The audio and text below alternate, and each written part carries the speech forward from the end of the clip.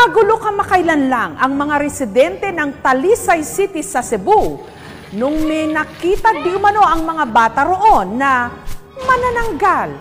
Totoo ba ito?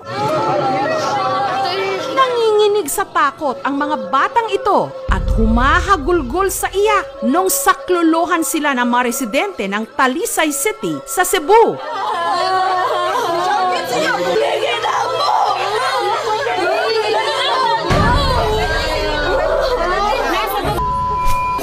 Dini mo nakita sa babaw, sa balay.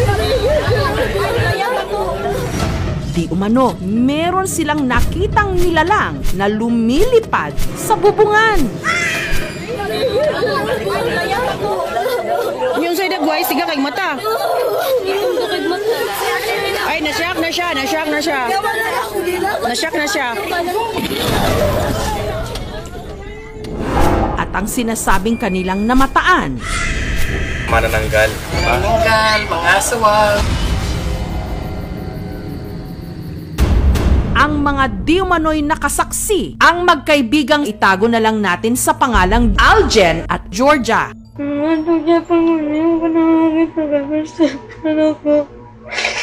Sorry ako nakapil kog hadlok niya. Di ko katragtog kay kuan ako madangguhan kay manananggal, naputol yung hari. Pasado alas 9 raw nung samahan ni Aljen ang kanyang kaibigang si Georgia sa Pisonet. Para may ato gati-tiktok niya pag gabi na nakita na mo ay nako ba. Ya pag anan ako sa ato, naaman siya.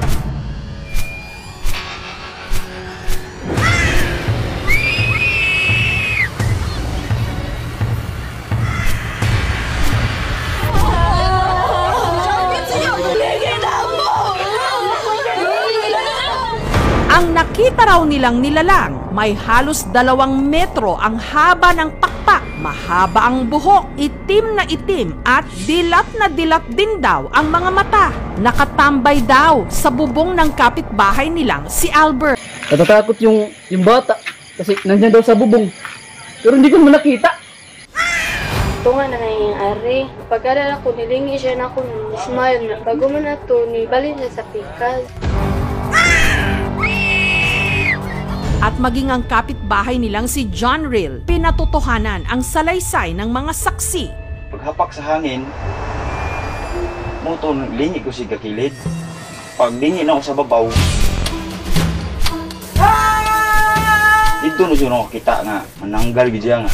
Taas siya nagpako, pareho nakita. Kay ako ang nagtalikod, siya nag-iha, nag-atubang. Ang kinatatakutang nilalang, nakita rin daw ni Rick. Nya, pag-awas na ko, pagbadayan ako pangihi.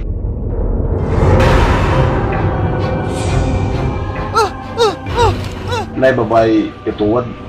Wala ko nagitas na ang yang buhok. Itong ba ito kayo, nag-alat ito siya. Pado na to siya mahimuguro, nananggal. Ikatawaan ako nila kay binuang ko na ko. Pero hindi biro ang idinudulot nitong takot ngayon sa kanilang lugar. Ang iba may handang bagakay o kawayang may palim. Kanya-kanya na rin silang lagay sa pinto ng bawang at asin. Naniniwala talaga ako na mayroong manananggal o aswang.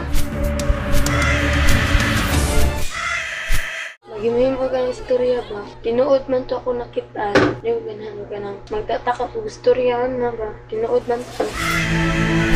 Walang matibay na ebidensya sa ganitong mga salaysay. Pero ang mas nakapagtataka kung paanong ang ganitong mga kwento kahit pa sa moderno nating panahon, hindi pa rin maputol-putol.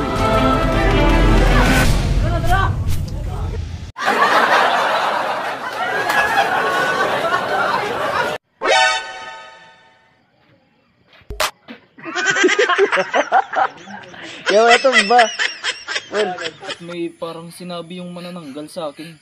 Sabi niya, "Psst, 150 kuya." Ako'y namulayaw na ang balahibo ko. Ay, magtawa na. Namulayaw ka. Ano yung ito Tagalog? Okay. Tumayo yung balahibo ko pala. Tara. Namarayayo ng balahibo ko.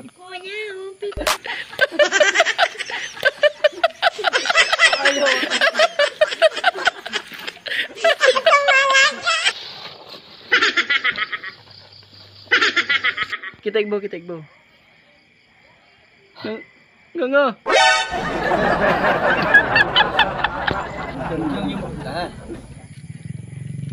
Biglang lumakas yung hangin.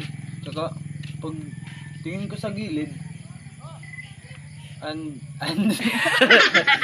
lumakas yung hangin. Pagkatingin ko sa gilid tsaka pag tingin ko sa taas may manananggal talaga. Pagtingin ko sa gilid. Pagtingin ko sa gilid, umita ka ka. Lagi nag-remix. Tagwaray, tag-alog, waray. Nung lumakas yung hangin, napatingin ako sa gilid. Sobrang hangin talaga. Yung mga puno, nag-aanohan. Okay. Umusot na tatawa muna tayo. Matititig ko kumano. Nagdidim. Yung mga kalaban gumalaw. Natatakot yung bata kasi nandiyan daw sa bubong. Pero hindi ko naman nakita.